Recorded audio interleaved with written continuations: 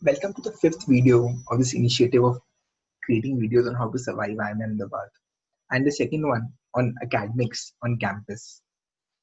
This one is essentially about enhancing your return on investment uh, in assignments and in the classroom.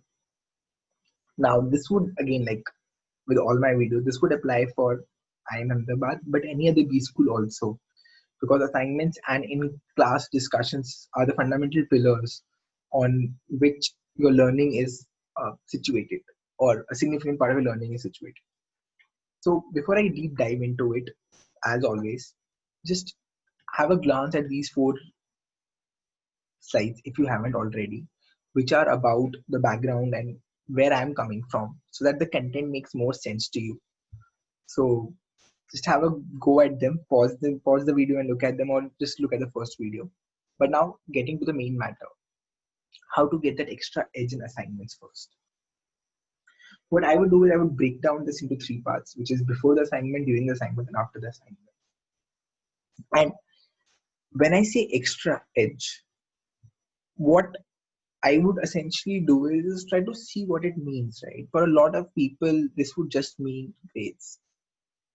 But going beyond that, it's the act of doing an assignment is essentially a great learning opportunity, because depending upon the course, depending on whatever context in which you're doing this assignment, the objective is that you learn something at the end of it. Now, one thing I've already mentioned is in my video on 3 things to do before you start an MBA, that if you can create a fictional company and bring an assignment in line with that, that would be even better. But let's say you're doing a more isolated topic. Even then, the learning that you will have is why the assignment has been designed. So just try to think of the assignment from that perspective. And why this is important is this is because where the discussion will end. Now, before the assignment, one important aspect, and this I've covered in the previous video as well, is about reading the professor in class. This is an important learning of having a client orientation, where I treat the professor as a client essentially, and my submission as a product I'm trying to sell to this client, and their evaluation of me is essentially their willingness to pay. So we really have to get into their shoes and understand the problem solving method that they have, and try to align our working style with what I think their expectations are. And I find it not just to be the right way of doing about it, but also the important way of doing things, because I find it as a simulation of the real world situation, wherein you will be facing different people who have different outlooks towards the world. And if you have to be a successful business person, if you have to be a good consultant, you have to understand what the other person wants and align yourself to it. I mean, at the end of the day, you learn that in your marketing courses, right? Understand your customer in that sense, and you define a messaging strategy according to that. So this is just an extension of that learning, that try to read the professor in the classroom, try to understand how they go about a process, and try to answer your assignments in that in their frame. So that's something to do before the assignment itself. I think it's a pretty useful exercise. But the bulk of the discussion is what do you do during the assignment? And I think there are largely 5 phases. There's an ideation phase, there's a marination phase, the structuring, the writing, and the revision. Now, as would be obvious, that this can only happen if one starts early. I mean, assuming, let's say you have a deadline at 12 and the assignment will take 4 hours. Even if someone is taking a buffer for like a couple of hours and they start at 6 p.m., I don't think then it will be possible to really do the assignment according to these 5 phases. What I would rather do is try to do the assignment 48 hours or 72 hours before. And here, I'll just walk you through what my reasoning and how I go about it is that I understand it's not always possible, but it's possible to take out like 15 minutes, 48 hours or 72 hours possible earlier, if you have that kind of a room in the submission itself. So what I would do ideally is, whenever I'm given the assignment, I would sit down and do ideation. It does not have to be perfect, but like the 6, 8, 10 things I would want to cover in this assignment, I'll put them down.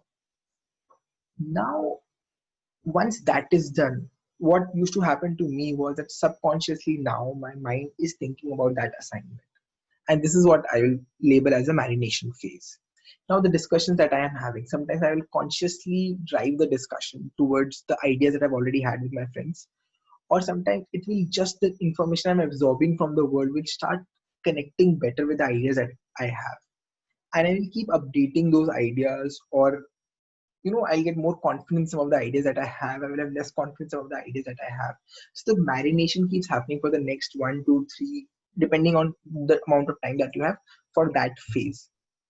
It really helps bringing some of those nuanced points that sometimes get missed out when you're trying to do an assignment in a crunch. And these small nuances are really the difference that uh, professors end up noting in different assignments. So any problem solving process, if you give yourself more time, you will come up with smaller things. Now, the next phase is once you have a set of points, then the next idea is to structure them. And I've already talked about the importance of analytical writing. A structured assignment is much easier to read, is much easier to understand. So you can, even if your learning is, you've learned everything about the subject matter, but your assignment is not very well structured, the person who's reading it will not be able to completely be in sync with the level of understanding that you have, and they might end up concluding that you don't know enough. So in a B-school setting, structuring of the assignment is critical. It's a pretty easy thing to do. You will learn about this in some of the courses, but you can also look at some principles that exist in the world. You can just Google stuff on how to have better structuring of your answers, how to have more analytical writing. And you can also look at the case study videos that I have on this channel, because I think some of the videos, especially around the idea of structuring, help one think better on how to put their ideas in a particular order. The Like if you look at just these 5 points, right, they flow one after the other. This at the very core is how you will structure your assignment. Once these 3 steps are done, I think your assignment, your grade already, your learning level largely is done. Then it's a more mechanical process of just writing the assignment, which I think is pretty easy once everything else is sorted out. And the last phase is the revision phase, which I describe separately, which is that I'll take a small break. Ideally, I would like to look at the assignment again with a fresh pair of eyes the next day. If I don't have that amount of time, I'll take a couple of hours of break, and then I'll just scan the assignment quickly in 10-15 minutes. I have found this to be such a useful exercise because I will find a lot of times I will find A, mistakes which have been made. B, I will find that some of the things which seemed very coherent while writing were not so coherent. So a lot of mistakes get caught while doing this. It's my personal belief. I don't have any way of proving this, but in almost all the assignments that I did, this one activity actually changed my grades typically by at least one. So, I mean, if I was supposed to get, let's say, a B, I will end up getting a B plus. So I think it's a very, very useful exercise to do. And while doing this, I have a very critical eye towards it. And this is something I will come back to later also. But just have this very critical lens to your work, and just ensure that the hygiene factor, that there's no spelling mistakes, always run Grammarly uh, to your assignments. Make sure they are readable, the presentation is good, the articles are absolutely well referenced. I mean, over referencing is not a problem, under referencing is for most of the professors. So make sure that your assignments, to the extent possible, are attributed. It's not just from an IIM perspective, it's just always good practice. If I had the luxury of doing that, every single thing which I'm talking about here, if I've picked up from people, I would have referenced that, okay, fine, I've learned this from this ABC person. So do that. And just pure aesthetics, right? Make sure, and this goes in with the idea of presentability, make sure things look good when someone is reading that. All this will work out if you try to have the deadline 24 hours before. This, you might not always have the luxury for it, but if you have, please try for it, because I'm telling you, given the crazy schedule of a B school, you will have certain surprises. Account for those surprises. If you try to do everything last minute, things will sometimes get messy, and you just don't want to be in that situation. So try to set the deadline 24 hours before, and it will give you significant advantage in the assignment. So that's largely the assignment, the during the assignment phase. And there are a couple of things to do after the assignment. One is give yourself a grade on your work, and you will not be surprised. This goes somewhere with the revisionist aspect also. I mean, sometimes I knew I've done a shoddy job of it, and I'll give myself a B or a B plus, and I'll be okay with it. What more than an individual assignment, I think what it allows one to have is a very good reality check. And this is an activity I try to extend. Yes, it's sometimes it's stressful to keep grading yourself, but at least in assignments do that. You will not have any, how do I put it, a false sense of your own level of learning or understanding. Because if there's a major difference between, let's say, if you have given yourself an A and the professor gives you a C, then two things will happen. Either you get to question the professor, you can go to them and seek their feedback, which is the next point, or you know that you significantly have not understood what this course was all about. Whereas if you not have this critical comparison, then you might just get a grade, crib, and just let it pass. Don't do that. Everything is a learning exercise. So give yourself a grade and try to see whether the grade is in line with what you actually end up getting. And the last thing is get feedback. If you get a grade which is not up to your expectation, reach out to the professor and ask them, hey, what went wrong? Because your learning does not stop with the grade. You would want to understand how things could have been better. Where is your learning lacking essentially? And here I would like to caveat it by saying that sometimes the professors might not be very open to it because they are busy, or sometimes they feel that this is a use by a student to enhance their grade. So if you want to prevent that from happening, if you want a response from them from a learning perspective, tell them, I'm professor, I'm asking this only from a perspective of, trying to understand what I could have done better, and I'm no way looking for a reevaluation. And you will find that professors are much more willing to listen to you after that point. So I would say that before the assignment, during the assignment, and after the assignment, just follow these basic things and you will get an extra edge. Especially with the feedback. Once you get it, you will find that the subsequent assignments, whether in that course or some of the other courses, you will not repeat the same set of mistakes. And that is what learning is all about, right? Not making the same mistakes again. So that's about the assignment. Coming to in class, which is essentially to CP or not to CP, that is a question for many. Now, it's a dilemma, to be honest, and for many people, this is a dilemma. Now, before that, class participation is basically you asking questions and commenting on A, what the professor has said, or B, what the fellow students have said. At least in IIM Ahmedabad, it's an integral part of almost all the courses. It's part of the evaluation schema and it's actively encouraged by the professors. But for various reasons, people don't end up doing that very often. And I think a big part of hesitation is that we do not see class participation as the significant learning opportunity as it actually is. Sometimes it just gets relegated to this as a low hanging fruit for grades. Because, like I mentioned, it's built into the evaluation schema.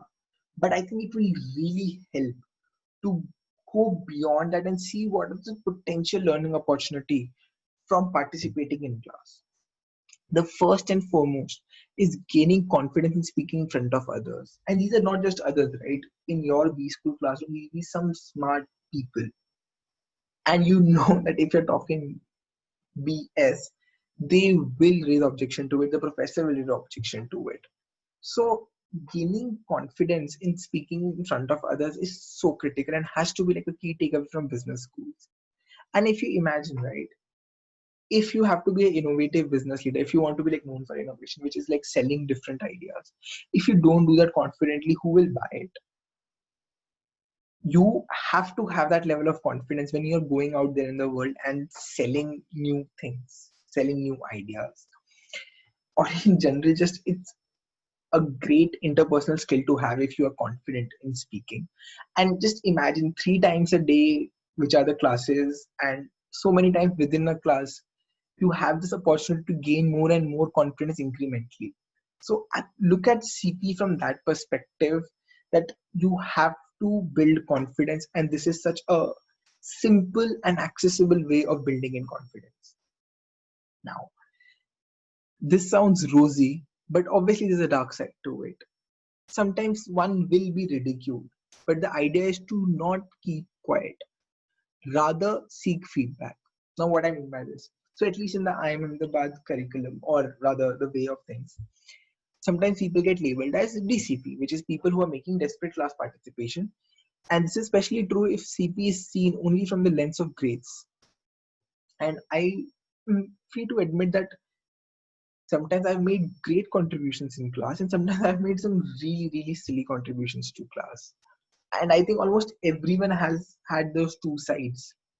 So if you think that, if you think it like in this manner, that everyone will have good points and they will screw up at different points of time, as a person who's not participating at this point of time, you might be a little more open, knowing that others can also screw up.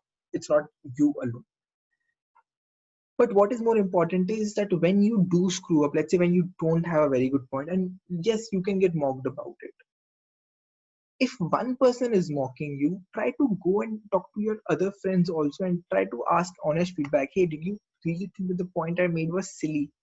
And if so, can you tell me why you thought that way? If you do this exercise iteratively, you will get a better sense of which are the subjects, where are subject matter on which you can speak more confidently, and which is subject matter where you significantly need to update your thinking process. So the feedback goes into your own learning. So what will end up happening is either you will end up speaking smartly, which is the desirable scenario, that you learn that okay fine, you're not very good at certain things and you need to update your knowledge and also your way of speaking. Or sometimes your friends will say, no, yeah, I found your point to be absolutely valid. Yes, two or three people will always find issues with whatever is happening. So you learn to ignore the crowd, which is also great learning to have. So the fear of ridicule should not stop you. You should look at what this ridicule can also result in from a learning standpoint. Now, the flip side of ridicule is that this process can also is an, I will not say it automatically helps you learn kindness, but it's an invitation for you to learn kindness. Because as I mentioned, everyone will make stupid points at some point of time. And there might be some people who, let's say, are hard on those people who have made stupid points. You can decide to not be that person. Sometimes it's difficult, and so many times I have joined the crowd in making fun of people for making silly points in class. I regret that. I wish I had not done that. And there were times when I managed not to do that. So do not roll your eyes on them. And I've had a mixed experience with it. But what I have had is sometimes when people were feeling down and low because let's say a bunch of people were not very kind to them. If you just go out to them and tell them that hey, your point, and genuinely, if you felt that the point was good, that hey, your point made sense, just ignore those people if you can. I have ended up having very good relationships with those people because of this random and frankly a very insignificant from my perspective act of kindness. So try to do that if you can. Do not mock others, because yes, some of them would be DCP. That's also fine, but some of them might genuinely be curious, and you are misreading their genuine and perhaps misplaced curiosity as a desperate attempt to participate. So just don't assume that you know where they're coming from, right?